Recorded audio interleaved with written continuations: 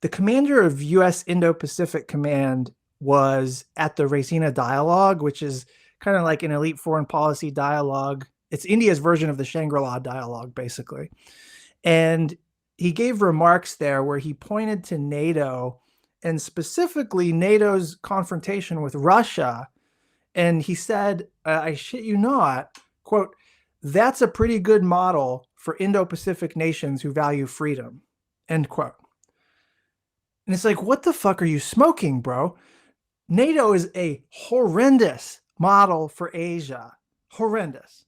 We have a ton of research in IR and Asian security, explain history too, explaining why we ended up with a system of bilateral alliances in Asia, but a multilateral mutual defense treaty in Europe with NATO. And so like, this is not some cosmic mystery of the universe up for debate.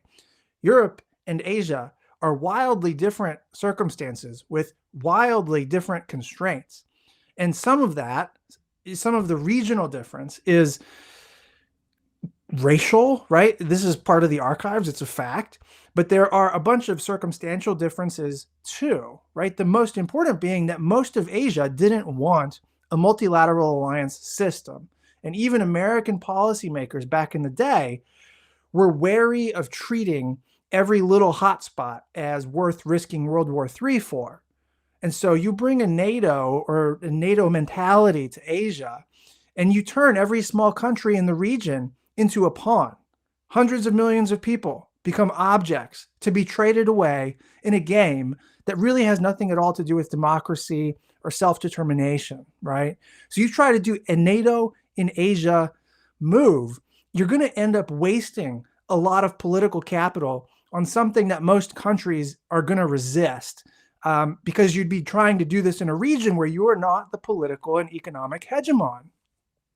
And to the extent you actually would make progress at making this happen, you're threatening what remains of the Asian peace, Asian stability. Like, there's no need for this. We're over securitizing everything China does. And that's where this comes from, right? That's where a comment like this comes from. And we have to understand that moves like this justify suspensions of democracy.